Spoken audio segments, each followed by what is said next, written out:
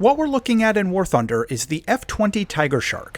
This is a premium jet fighter in rank 8 of the American Air Tree with a battle rating of 12.0. The F-20 gets a full ballistics computer with all of the expected top-tier features, including the CCIP for all of its weapons and the EEGS for its cannon. It gets the AN/ALR-46 radar warning receiver, which is a J-band capable direction-based unit with good range and competitive top-tier features. Its radar is the AN/APG-67. This is an I-band set that supports all-aspect pulse Doppler mode, head-on velocity searching, regular look-up searching, and multiple ACM boresight frames. It has a reasonable range given the plane's weapons, and overall it's a fairly average radar set for this type of jet. The F-20 gets a fairly good set of multi-role weapons, and it can build loadouts with air-to-air missiles, bombs, rocket pods, a huge chunky gun pod, and anti-tank missiles. No option for a drop tank, though. The dogfighting missile is the AIM-9L, carried on wingtip pylons or double racks under the outer wing pylons. This is an all-aspect IR missile with pretty good performance. It's got 30 Gs of pull and reasonable range. A lot of your air-to-air kills are going to come from the 9 Lima. For medium-range punch, the F-20 carries the AIM-7F Sparrow. This is a semi-active radar missile that isn't the best performer at the top tier, but it's still very competitive if used carefully, and it's best fired between about 3 and 10 kilometers in most situations. The anti-tank missile is the AGM-65B. This is a TV-guided version of the Maverick with a heat warhead. It'll often one-shot main battle tanks, and it provides the F-20 with a very credible weapon for close air support.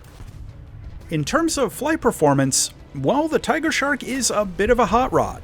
So long as you're not carrying a few thousand pounds of external ordnance, this jet has a very strong thrust-to-weight ratio, good wing loading, and excellent all-around performance. The rate of climb lets it shoot up to high altitude very quickly, as you'd expect from a top-tier fighter jet like this, and it's easily supersonic at any altitude. You can almost supercruise with air-to-air missiles loaded, and really this jet is just plain fast. Now, I want to stress that if you're new to top-tier aircraft, the performance on this thing is going to shock you at first. There will be an adjustment period, and making the leap even from mid-tier jets into something like this can be pretty significant, and it's going to take some time to get the hang of it. The dogfighting agility and turn rates on the F-20 are reasonably impressive, and you're going to rarely find yourself in situations where the plane is holding you back. Stuff like F-16s, MiG-29Gs, and Gripens can still outmaneuver the Tigershark in most situations, but generally speaking, this jet's overall agility is still excellent. Its rate of roll is good, it pulls easily into snap turns, and the strong afterburner combined with reasonably effective air brakes makes speed management pretty basic. Just remember that the best turn speed for this jet tends to be at high subsonic speeds.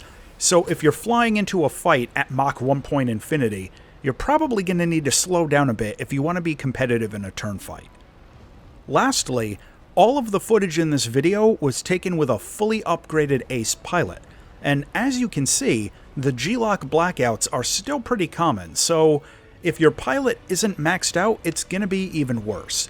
Don't worry, that's normal, and again, if you're new to top tier, it will take some time to adjust and mitigate the blackouts.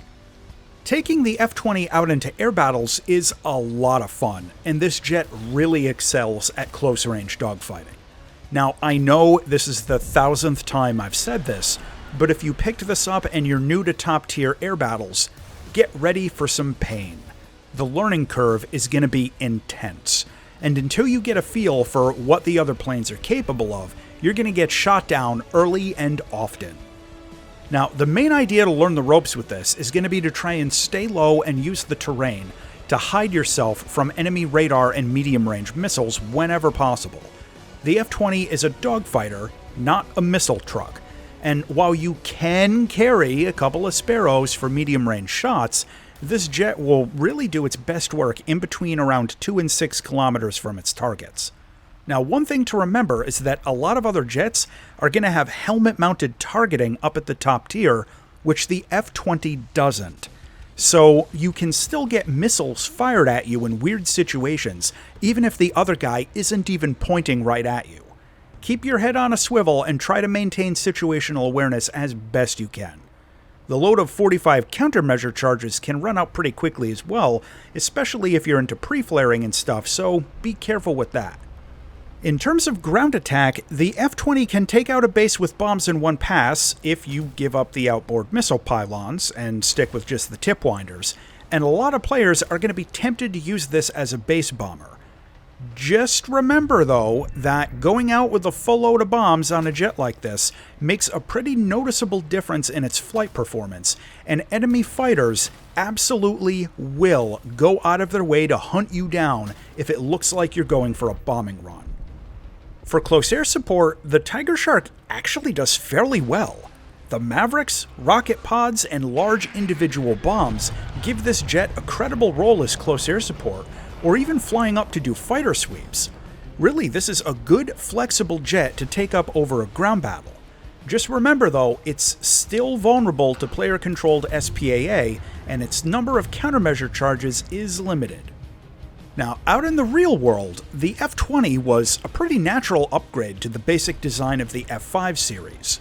Changes in foreign policy and advances in technology led to a program in the late 1970s to produce and sell a cheap, modern fighter to replace older model F-5s, but one that wouldn't use any technology that was considered overly sensitive, so that the risks would be lower if one of them was captured or bought secondhand by the Soviets.